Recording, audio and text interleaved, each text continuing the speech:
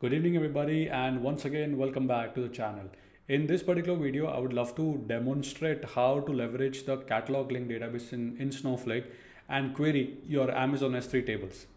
Now why the catalog link database are important is number one, when you have thousands of tables, you're not gonna go to Snowflake and manually say create or replace or add iceberg table. That's tedious and it's not scalable, right? What catalog link database does is anytime you have a new table in your namespace in S3 tables, automatically that gets synced in Snowflake, of course based on some refresh interval. This video focuses on how you guys can get started. So without wasting any further time, let's begin the lab. Alright, so the first step in the process is go to your Amazon account and let's create an IAM role. I have named the role as Snowflake Glue Access. Name it whatever you like, foo, bar, or even you can use your favorite AI tool to do that, right? Kiro or whatever you like in general. So let's go to the role. It's a relatively very simple role. Here you can see I have provided action to bunch of items. So glue, get catalog, get database, get tables, create tables and update tables. So some basic actions that I have given.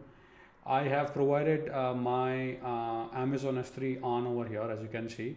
So that basically means that, hey, this role will only grant access to that particular bucket. Okay. And then the most important, don't forget to add the lake formation get data access. Once you're done with that, now let's go to Snowflake. So now I have my Snowflake account here. Let's refresh. Okay, so first we're going to create a database called REST catalog DB. This particular database does not exist. So now if I refresh, you can see that particular database over here, REST catalog DB. Okay. So step one, go ahead, create a role and then create a database on Snowflake called REST catalog DB. All right, so the next step is we need to create an integration. So this is as simple as this one. Okay. So create or replace catalog integration. I'm going to name it as glue REST catalog integration. You can name it foo, bar, whatever you like. It doesn't really matter. Catalog URI, this has to be glue hyphen your region. I'm in US East 1, of course, .amazon.com/iceberg. That's the endpoint. So since I'm using S3 tables, right? So the warehouse usually is in the following format: your account ID, your catalog, and the bucket name. So again, in my case, it's this one over here. Now, the most important here is the IAM role that you just created. Make sure you put your IAM role over here. Okay. Now, what I'll do is again refresh interval. I'm just using 30 seconds. So let's go to Snowflake, execute this command over here. You can see the integration has successfully now been created. Now we need to update the trust relationship. I'll show you how it looks like. So now that your role has been now that your integration is created, let's do describe catalog integration and the name of the catalog integration that you have. I'm going to execute the command and zoom out a little bit. And the most important thing for you is copy the external ID over here. You can see. Now what I'll do on my role, you can see trust relationship, click on edit. And then over here, I will simply update that one here. And then then over here, what you see, I'm gonna copy this one, API underscore AWS underscore IAM underscore user underscore on. So let me copy that. Cool, I've done that. And now make sure click on update policy. Cool, now that you have done that, now we need to go to AWS again and to the lake formation to add permissions. So let me show you that step. So I'm on the lake formation. I will go to catalogs over here. I'm going to click on the S3 table catalog, click on action, click on grant. And now over here, I'll select the role that I have. So I think it's called Snowflake role. I'll come here, select the role over here. And then here I'll select the catalog. Okay. And then over here, I'm just going to do super for now. Because I'm doing a demo. So that's done. Now you need to grant the bucket access. So now again, I'm going to go to catalogs.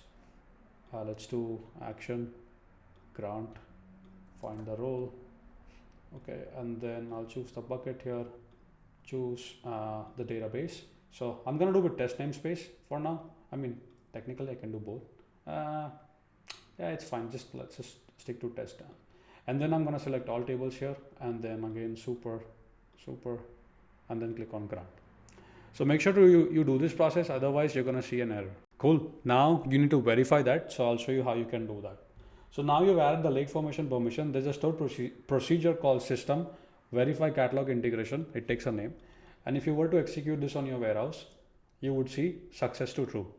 If for some reason it did not work, you will see the error message, most likely lake formation or access denied. Ensure that you properly grant permission to your required namespace or tables. Okay.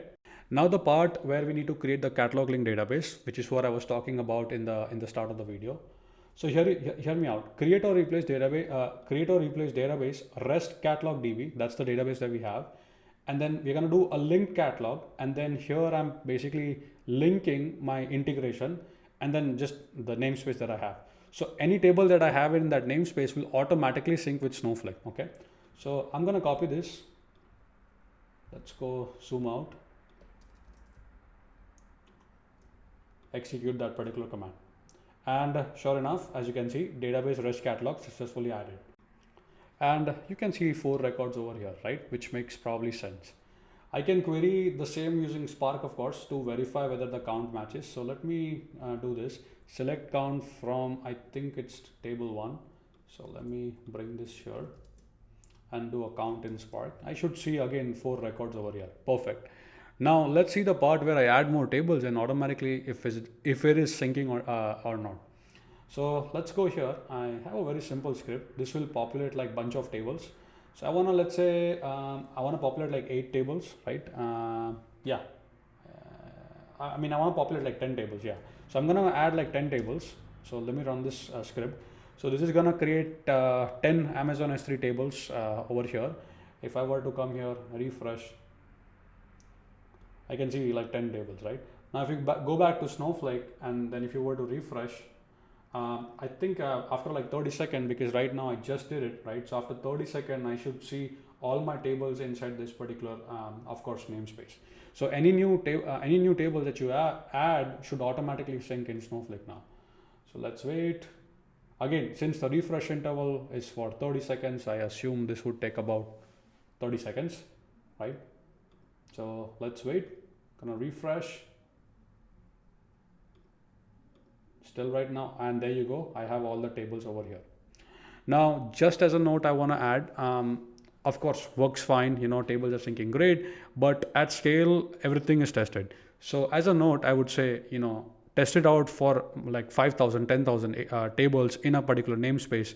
Check how soon these tables are syncing in on Snowflake as well. And also check, for example, when you insert some data into S3 tables, how long those data is appearing in Snowflake. What's the lag between that? Definitely something, if you want, you can definitely do this exercise, but I would leave the video right here. I hope you enjoyed the video. I hope you learned something new. With that being said, keep smiling, keep programming, and I'll see you in the upcoming next video.